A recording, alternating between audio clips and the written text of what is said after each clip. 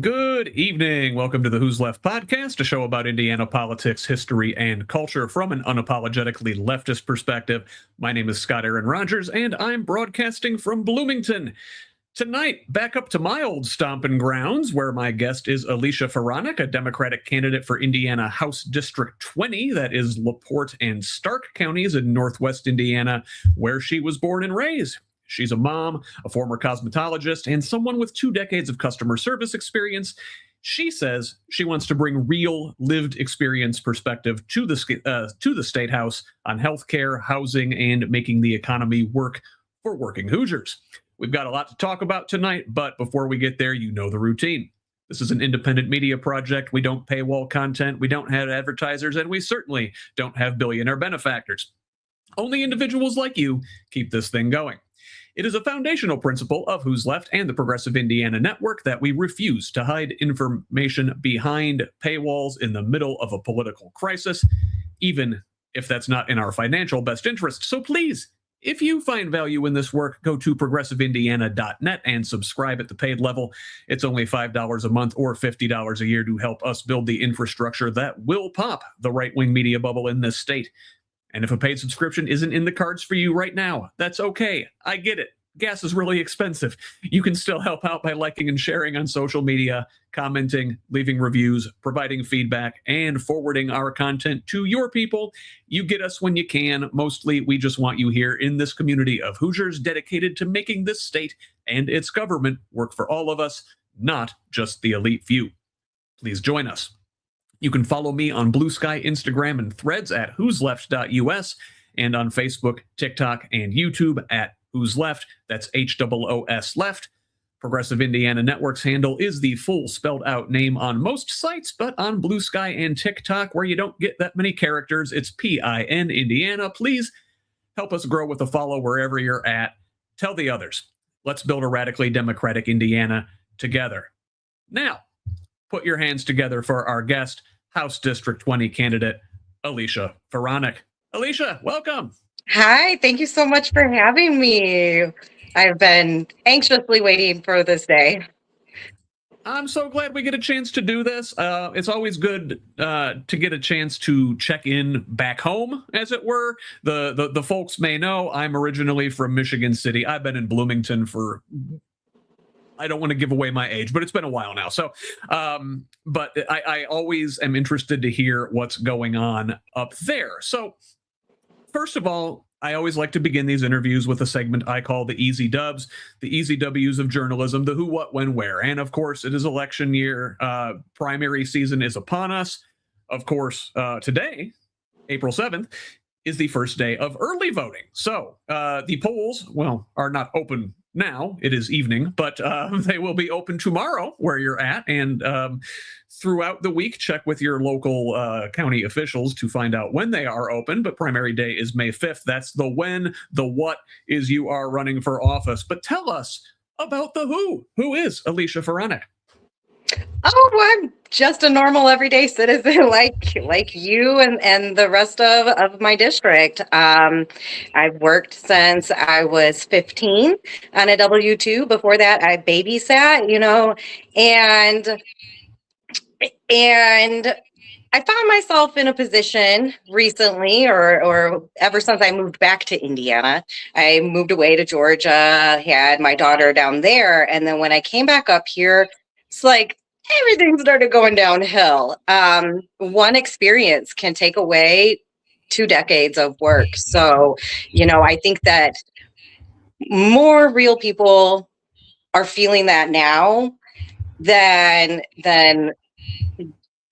ever before, to be quite truthful. They are squeezing us in every way they can, just our everyday working folks, and it's getting tough out here. So I'm doing what I can.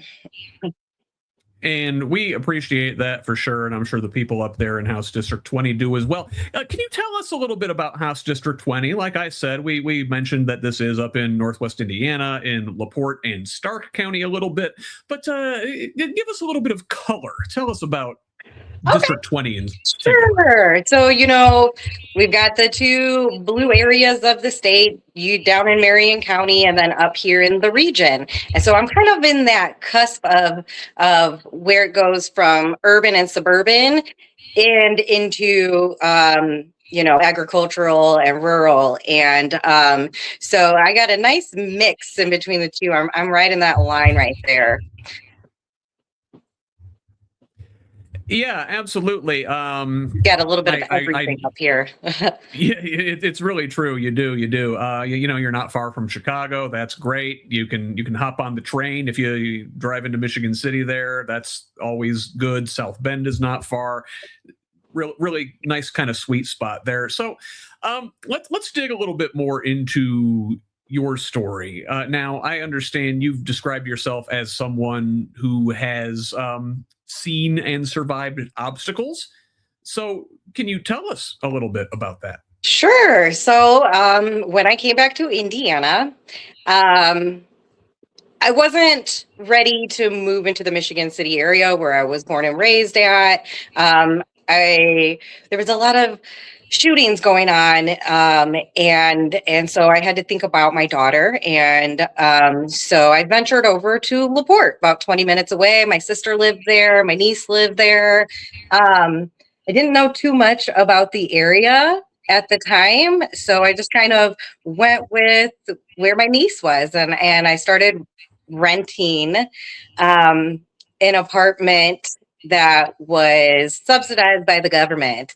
And from there, our lives kind of took a turn, because how we treat the least of we have done to me. And so it really opened my eyes that we treat poor people so poorly, right? Because on paper, I'm poor. When I became a single mom, I became just another statistic. And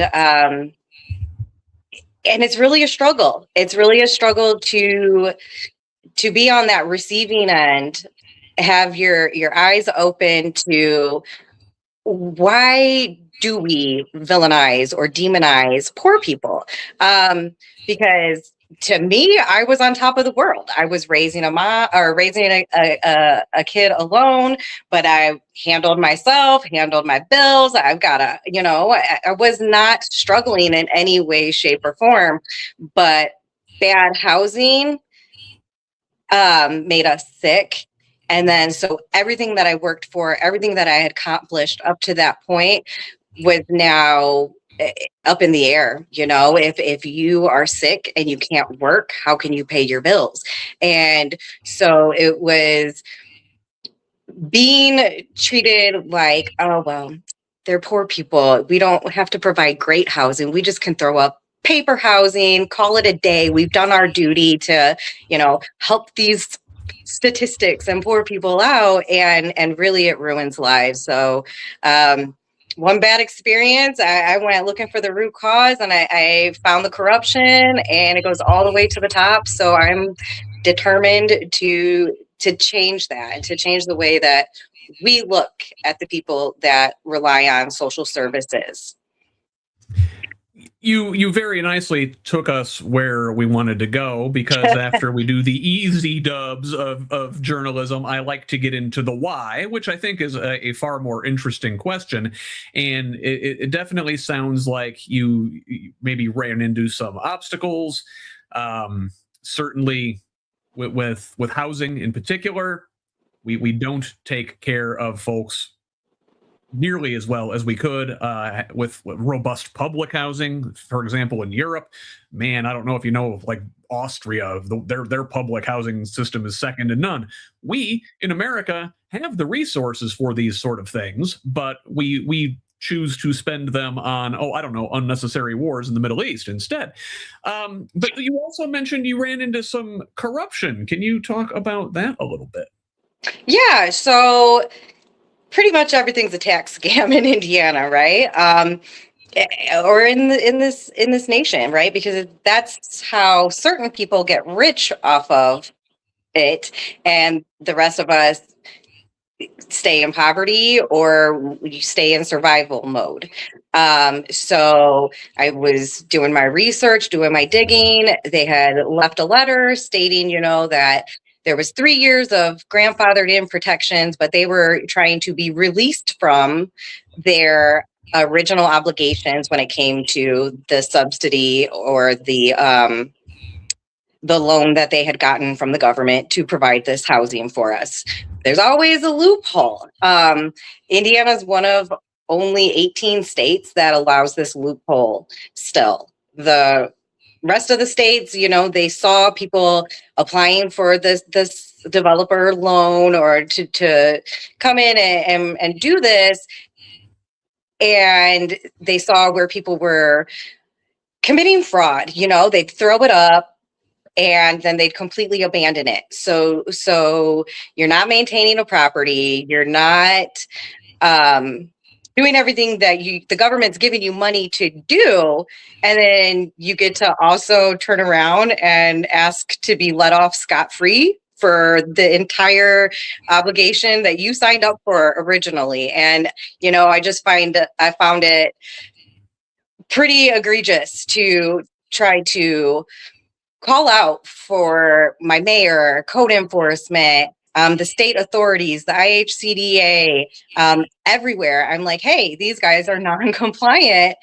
We're getting sicker and sicker. And sure, I might be moving out and leaving, but these harms are still going to be affecting everybody else that remain here. And nobody's helped me. So I'm coming to help myself is what I'm doing. But I'm helping and advocating for the rest of us to not have to go through that either,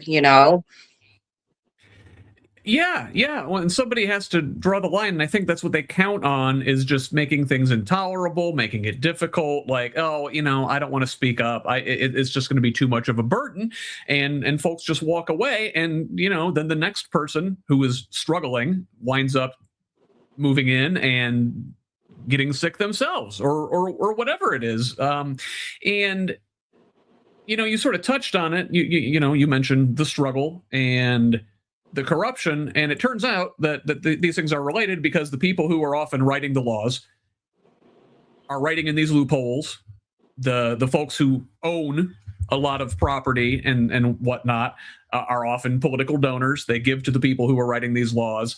And those folks, they don't know the struggle. So they're writing all these laws. They're putting in hurdles in front of people who and then they don't really know what it's like to have to navigate them themselves. Oh, yeah, absolutely.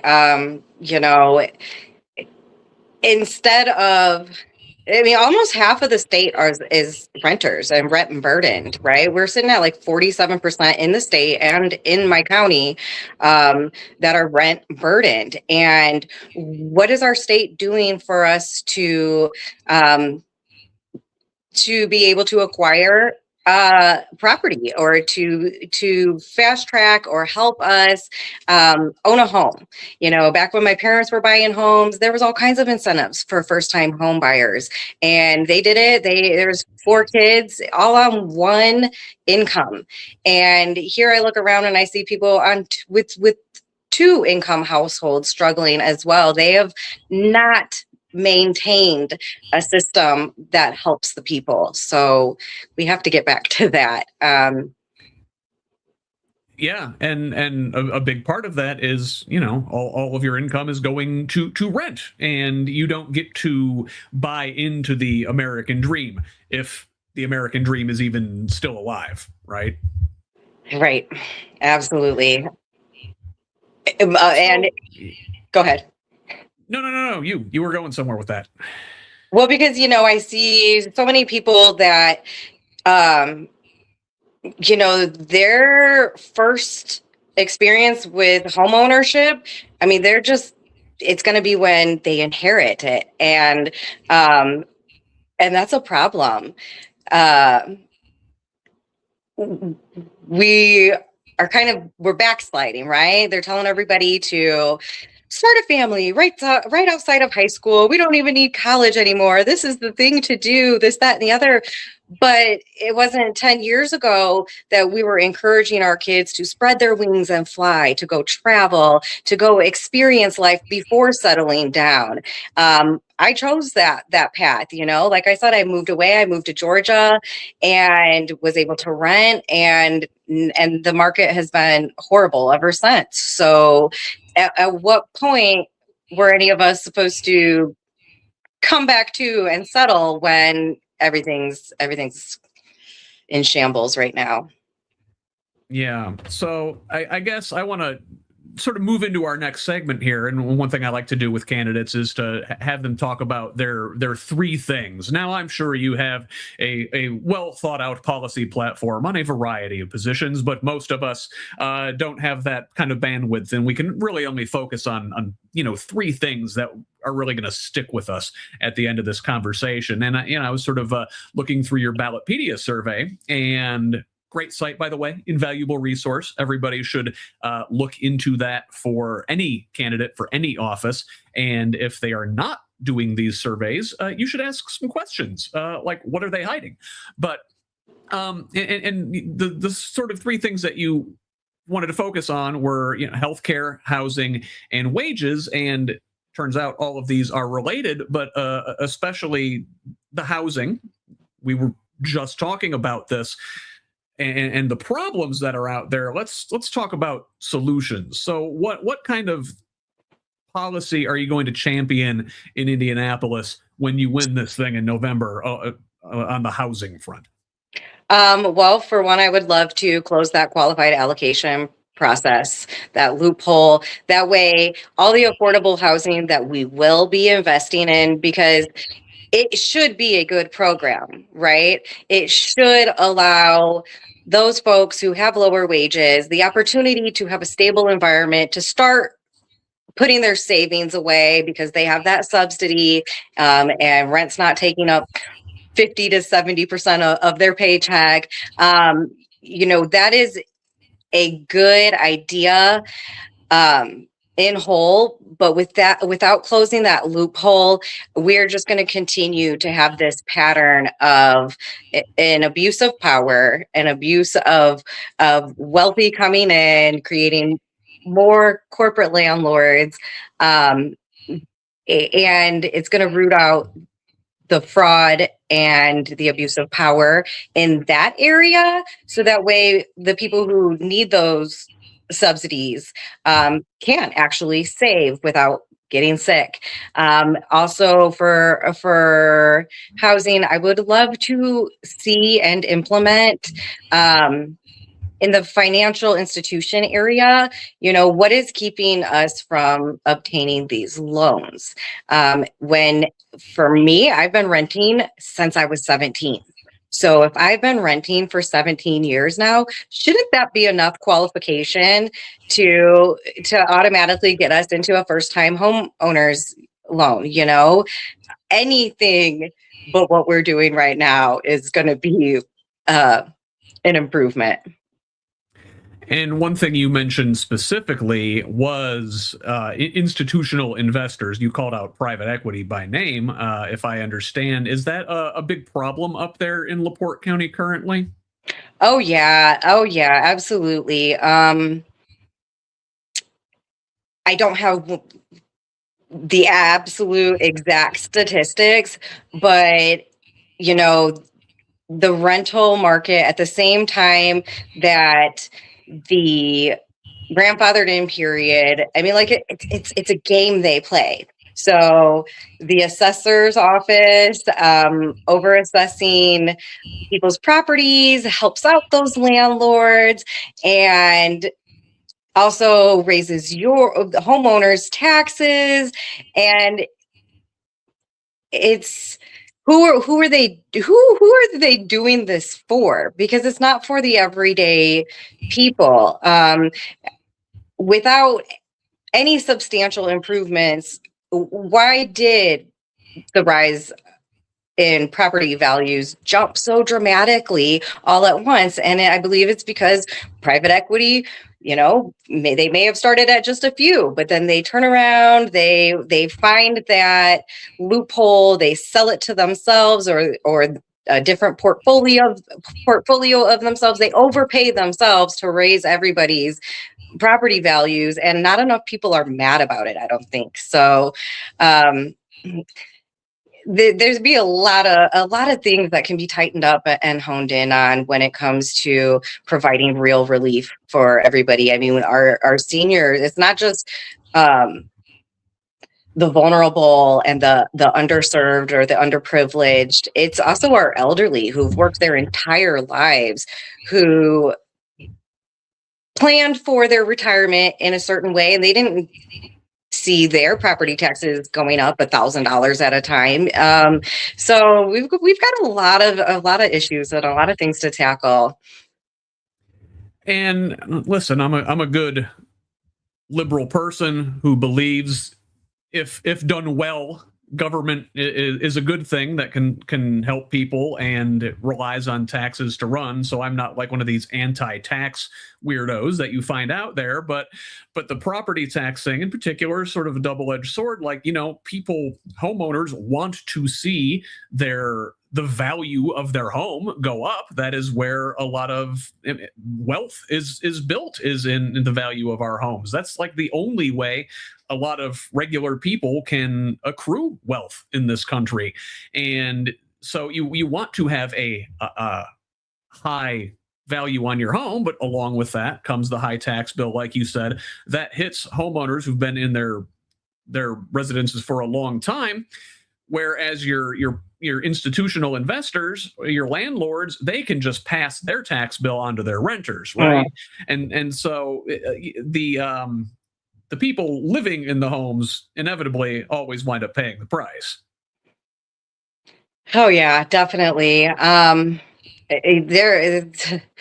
There are so many issues that just come full circle as well, because everybody's living in fear. And when you don't know if one medical emergency is going to put you so far into debt that they come and seize your home and create even more issues for you, we've got to go back to fundamentally being there for our own people.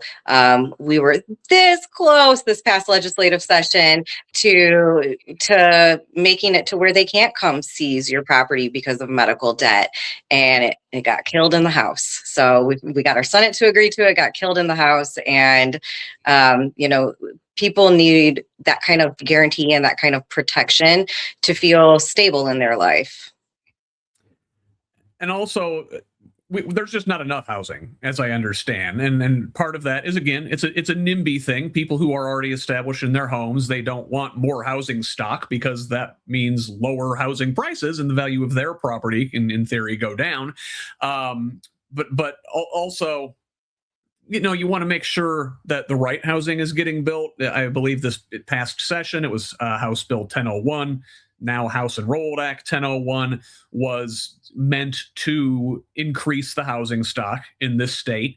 And there were some good things in that bill, don't get me wrong, but I think a lot of folks in local governments are complaining that it sort of went around them and reduced standards in many places in terms of zoning and in terms of just, the quality of homes that can be built. And of course the home builders they just want to slap these things up as fast as they can, get in, get out, make their buck, and move on, right? Yeah, well, not just for homes, that also enabled or allowed more of these like condo and apartment style, anything that is going to be an affordable or a tax credit, that's the incentive as well. And unless we really make sure that we're providing oversight, that those things are built properly, that they are maintained properly, and that they are not utilizing that loophole to just become rich corporate landlords later on. The housing, single family homes, it's, you hear them say that it's unaffordable to build. And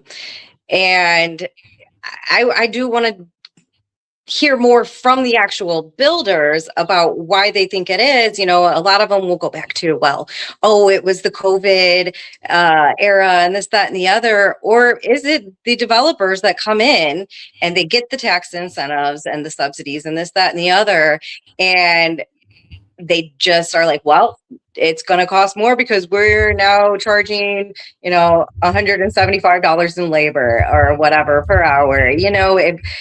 Is everything being done responsibly? Because there's a lot of irresponsible things going on with our tax dollars. Oversight is huge to me, because if the proper agencies were doing the oversight like they were supposed to, it could have prevented a lot of the misfortune that I went through. The federal government certainly isn't helping when the president is slapping tariffs willy-nilly on our trade partners, many of whom which supply the raw materials needed to build housing. Yeah, nope, it's not helping at all.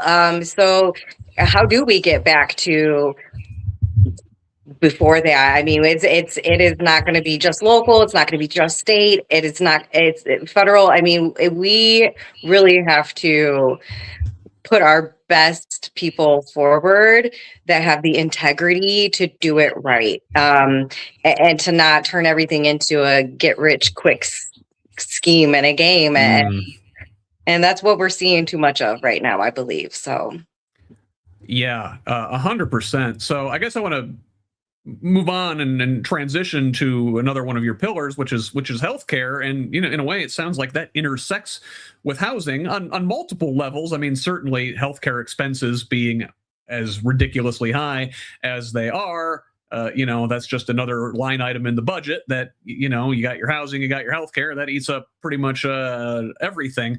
But it sounds like you actually ran into a problem where your housing was making you sick. Yeah, there are so many factors of life that become determinants of health, right? I learned that going through this, that if you're in poverty and you're always stressed out, that's a determinant of health. Stress causes heart disease and amplifies autoimmune issues, and stress kills. Housing, if it's making you sick, that is a determinant of health as well. If you are, lesser income and you're food insecure, or, there have been times since my daughter was born where I feed her first and then I might go to bed hungry, or I ate with my neighbors, down in Georgia, after her dad walked out. I made friends with some of the families at the daycare, and I would go in and have dinner with them 4 nights a week. And that saved me some groceries, but, determinants of health are all wrapped up into policy. Poverty is a policy choice, right? We have the funds and the resources and the richest nation on planet Earth to eradicate poverty, and we're not doing enough. Obviously, I sort of mentioned the tariffs in the last section, talking about ways the federal government is not helping. And obviously, when it comes to healthcare, you would love to see something like universal single payer Medicare for all. Well, okay. I mean, that's great. We want that. We do. That's not something we can really pull off at the state level. So when you get down to Indianapolis, what do you intend to do on the healthcare front? So I'm not sure that we can't pull it off. If enough of us rise up and enough of us want this and enough of us vote in the people who want to make it happen as well. I've attended a lot of town halls, and I've got up there on the mic and I asked Senator Rodney Pohl, now that we won redistricting, and we showed that the people can come together and fight for what they want, why can't, or do you see us being able to come together as as a state and be one of the first to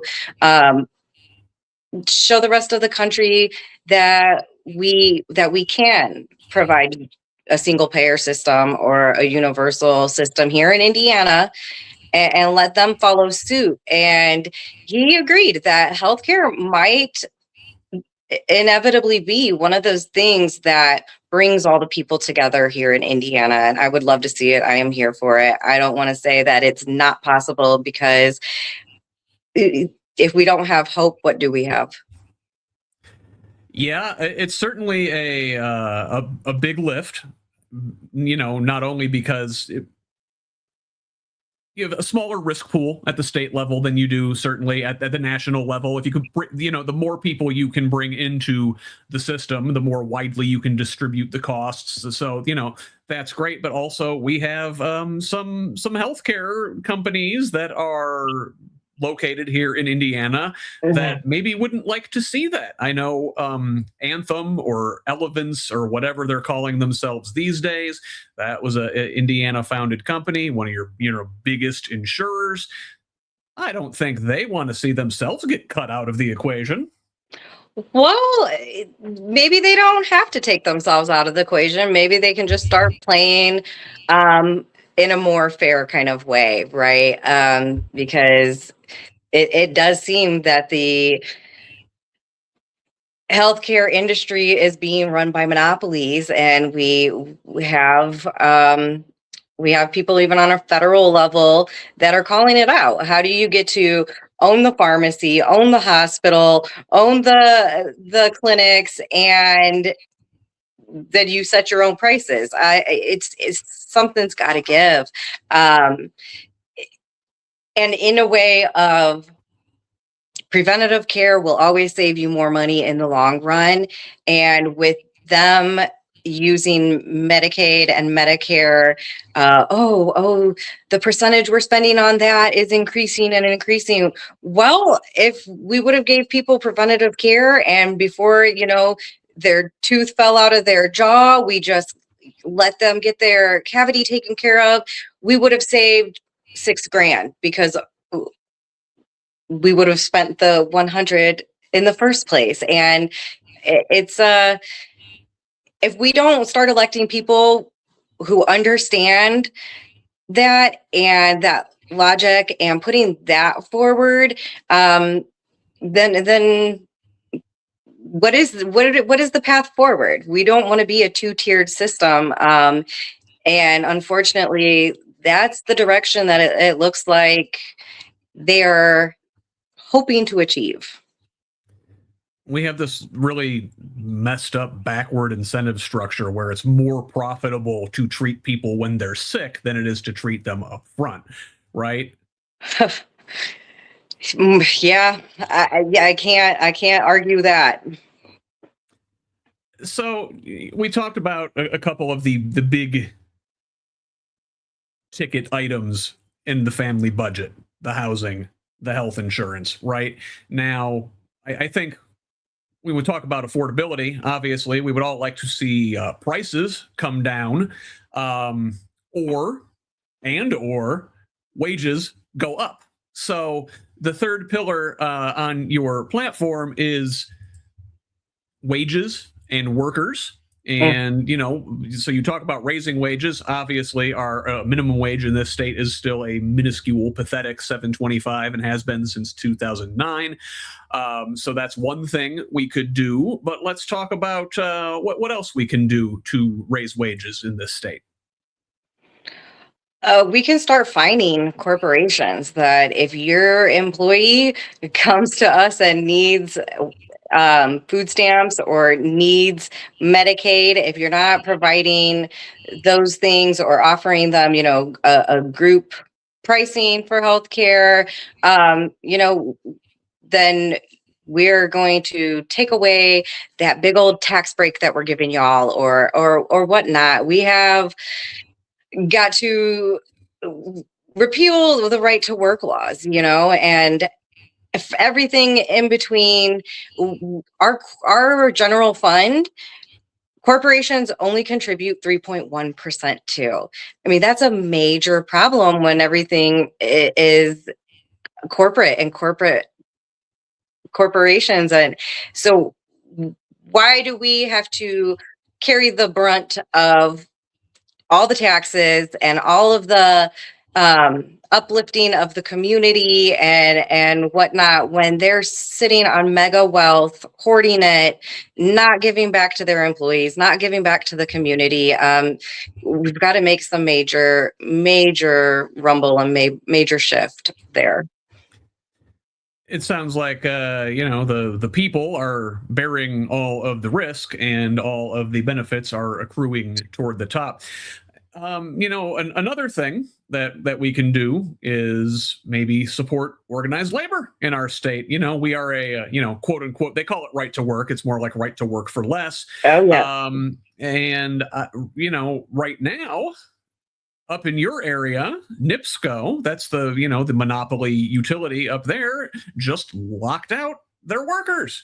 Yep, about 1,600 through the NIPSCO union, and then another 800 to 1,000 for the BP oil refinery in Whiting as well. I mean, that is, I believe, one of the last steps in their grand plan of making it a two-tiered system, right? They wanted to implement this imperialistic way of life that literally most of our ancestors immigrated here to get away from. So we cannot allow them to be union busting like this. And that's why I'm fully for repealing the right to work and establishing a higher minimum wage and coming down on these corporations. It seems like, want to take us back to the Gilded Age, before there were such things as labor protections, before there was such a thing as there was organized labor, but before organized labor had much power, which they really got in the 1930s. Yeah, we need more organized labor. I believe that, is it Mamdani that I don't know if the fast food workers union already existed before he got into office, or if that's something he helped create, and then he got them some of the wages that they were denied previously because of wage theft. And so, like I said, I would fully support organized labor in every industry. Fast food workers, we could use tenants union up here, everywhere, anywhere you have someone advocating and fighting for, safety measures, work-life balance, and wages that take care of all of your bills and leave you with some money left over for leisure. I mean, you can't go wrong. You can't go wrong with organizing and creating that opportunity for all of us. So there is one thing I want to talk about, and it's not necessarily specific to your area. This is happening all over the state right now, but in many ways, that area of the state is sort of ground zero up there in LaPorte County, and then western St. Joe County, and the New Prairie area. You got these big data centers going in, right? And no one wants them in their area. They're a drain on resources. They drive up electric rates. They consume a ton of power. They consume a ton of water. But there's sort of this tension because organized labor really wants these jobs. Long-term data centers don't really employ too many people, but up front in building these massive projects, those are good union jobs in many ways. So, how do you thread that needle? Well, it's difficult because you do have a state that has the right to work laws, and they ignored every opportunity they had this past legislative session to regulate the production or the creation of data centers, the implementation. They deregulated our environmental protections in order to basically fast track this. And I'm sure that has to do with like a Wall Street game they're playing, be that first one to get this AI bubble up and running, be the first one to invest. But it's irresponsible. So, and our state specifically have been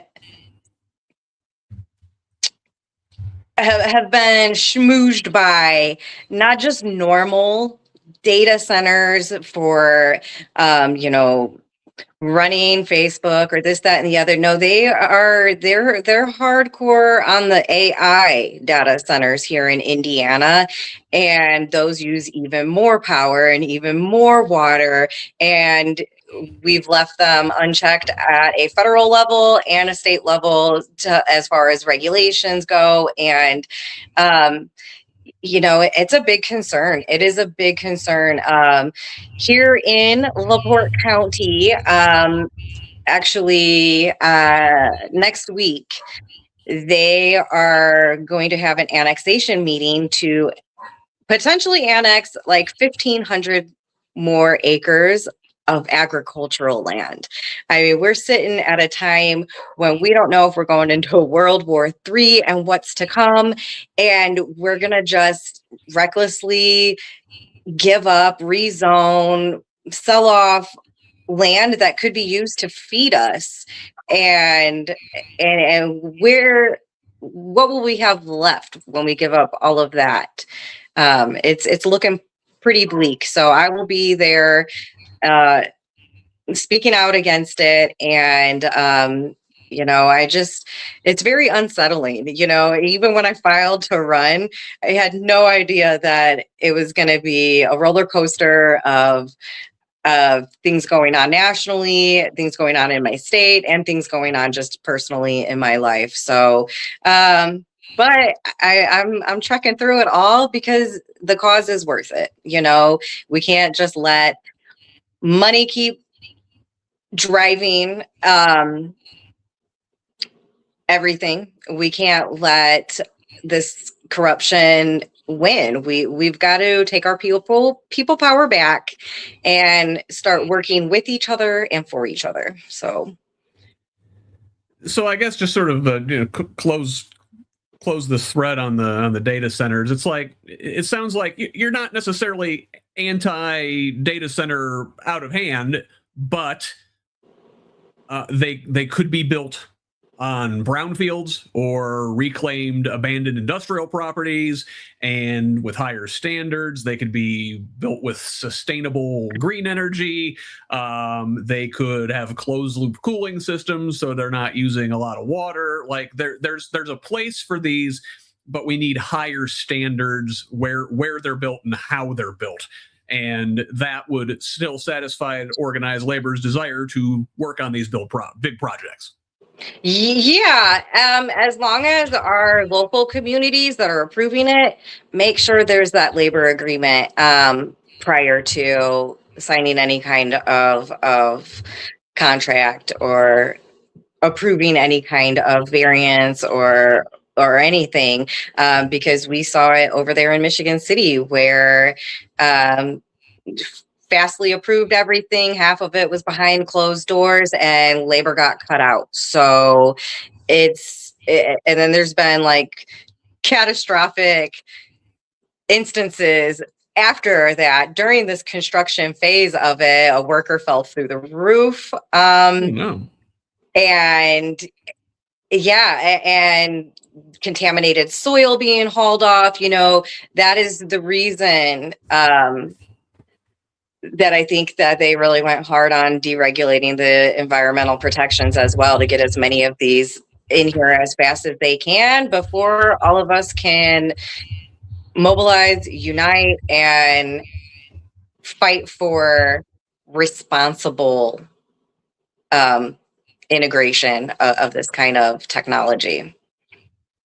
And you mentioned this is Michigan City. That's Mayor Angie Nelson Deutsch. Democrat down here, well, a little bit north of where I am, but up in Indianapolis, you're seeing the same thing with Mayor Joe Hogsett. There's a big controversy over the AI data centers there. They want to put in right smack in the middle of a historically black neighborhood. And, these are Democrats that are supposed to be standing up for regular people who are rolling over for industry. So that is a concern. It is not this is one of those issues where you can just say Republicans bad, Democrats good. It is complicated. And, you see that too many folks in our party are maybe too cozy with industry. So I guess, I want to sort of ask, you happen to be in a contested race up there for House District 20. Not all Democrats are made alike. What kind of Democrat are you?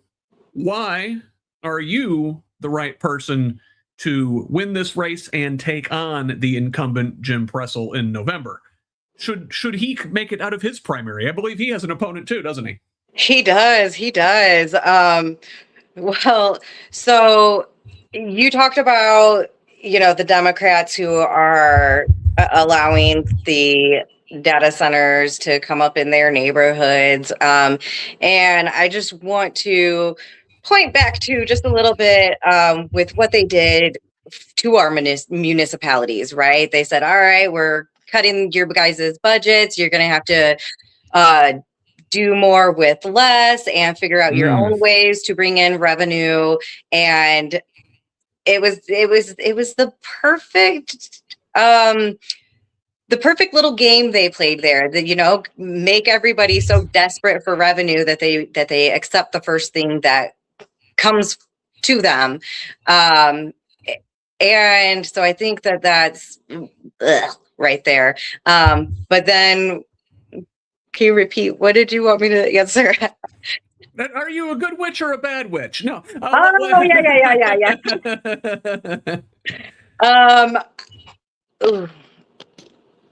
I'm so sorry. I had a phone call coming in. I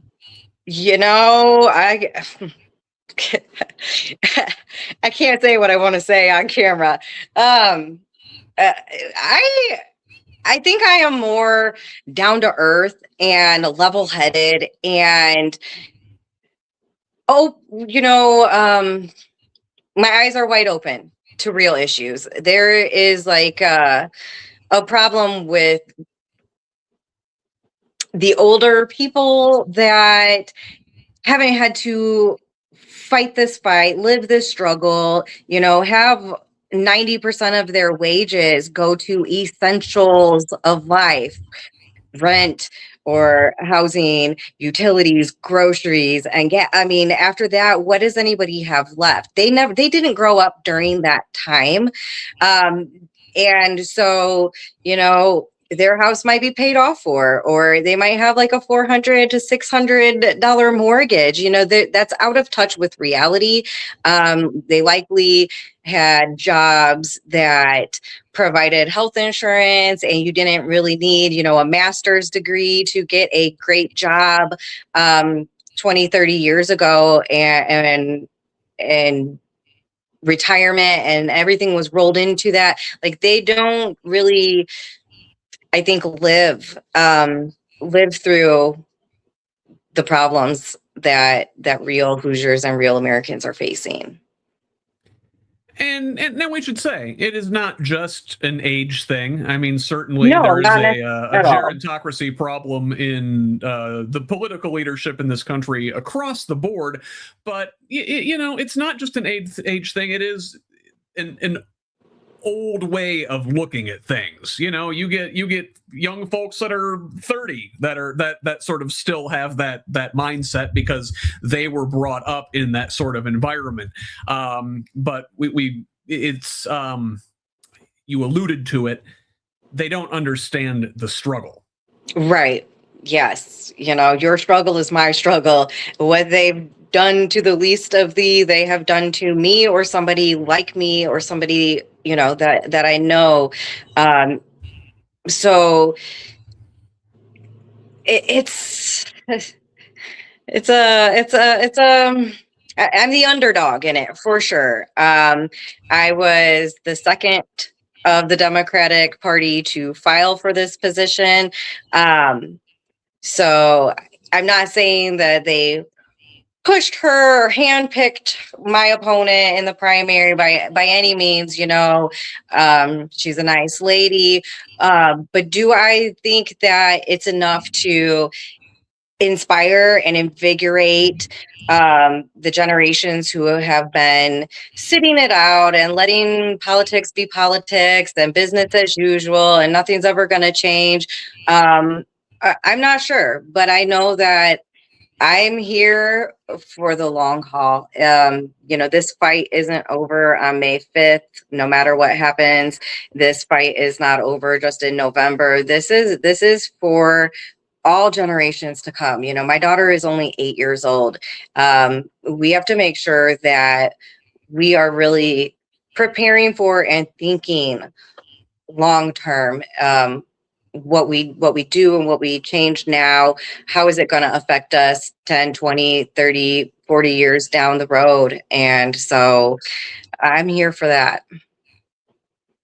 And you really got at the, I think, fundamental disagreement in a lot of these races we're looking at as we come up here on May 5th, the disagreements within the Democratic Party, the sort of fault lines here is that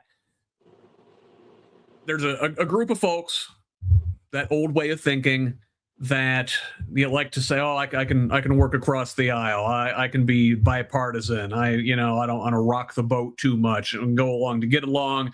As the Republicans move further and further and further right, oh, let's meet them halfway. Let's meet them halfway. Let's meet them halfway. And at some point, somebody just has to say, no, that's enough. We can't keep moving halfway. Yeah. So, when you have such a poor voter turnout and you are stuck with people who have been, career politicians, or you're stuck in a sea of red is what I am, so I've had to deal with and engage with and try to find a way to create solutions with the Republican Party, because that's what's all around me, right? That's my entire county government almost. There's not a lot of Democrats up here in this little locale, even though our congressional district and whatnot, we do have some blue representatives and senators up here holding the line as well, but it's really not enough to have that check and balance, because with the super majority and the trifecta for how many years now, if they wanted to improve our lives, whether we're a Democrat, Republican, or independent, they would have done it by now. So we do need that fierceness and that toughness of, hey, that's just not reality. This is what's going on the ground. This is what's going on in the district, and we need to have more of that advocacy down at the State House. I'm old enough. I remember how the dangerous playground equipment works before they took all the seesaws out of the school playgrounds, and I know from that you can't achieve balance by keep meeting your opponent halfway, especially if your opponent is a 2-ton elephant, right? You've got to anchor yourself in your values over here on this side. Yeah, absolutely. For sure. And, I've said it so many times, but like, why do we go down there year after year and change policy or create policy, and none of it is geared towards the people? We shouldn't be messing with laws at all unless it benefits the people. So, I really, that's what I want to do and be as a representative, is somebody who is representing the needs and the desires, but also improving on the quality of life of everybody. I would love to, like I said, eradicate poverty. And there's a lot of struggles that will, have to be knocked down. But I do believe that our only path forward is rising up and doing the tough things, having the tough conversations, and getting people to rally for the same thing, because we should have better. It's 2026. We should all have better.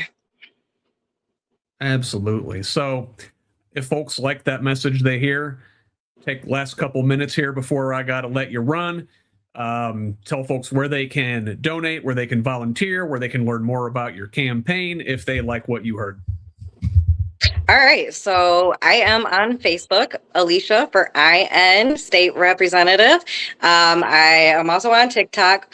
My campaign email address is electaliciahd20 at protonmail.com.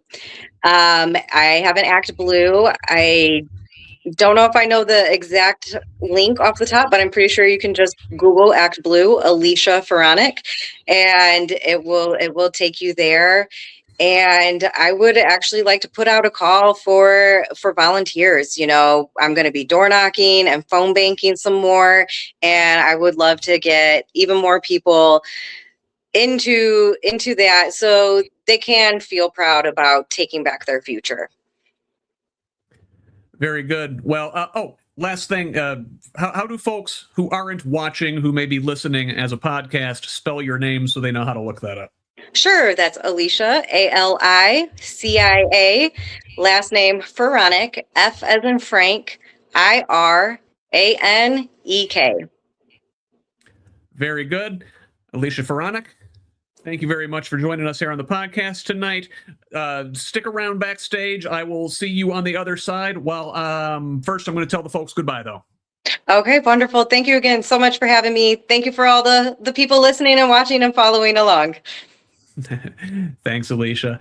All right. Once again, that was Alicia Firanek, candidate for House District 20 up there in LaPorte and Stark County in northwestern Indiana. Thanks to her for joining us, and thank you for listening or watching. I will be back this weekend with Who's Left This Week, Indiana's only unapologetically progressive Sunday morning politics show. We'll talk about the week's top stories from U.S. and international news, to what's going on here in our state and how it's all interconnected. That is 10:30 a.m. Eastern, 9:30 for you folks up there in the region. That's on YouTube, Facebook Live, and of course, our home at progressiveindiana.net. One last reminder to please consider supporting Who's Left and the wider Progressive Indiana network with a paid subscription if you're able. This is an independent media project, and it relies solely on the generosity of kind patrons like you to make this information available for free to everybody. Again, the website is progressiveindiana.net. We could also really use a follow on social media at Progressive Indiana Network on Facebook, Instagram, and Threads. Please subscribe to our YouTube channel at the same handle, and over on Blue Sky and TikTok, we are at PIN Indiana. You can find me on most of your social media sites at Who's Left. You can direct message me there at any of those with feedback, tips, ideas, and concerns, or email me directly at scott@whosleft.us. Finally, please forward the show to a friend and have them pass it on too. Let's keep building this project and a truly democratic state, one conversation at a time. Until the next one, this has been the Who's Left Podcast. I'm Scott Aaron Rogers. Love each other, Indiana.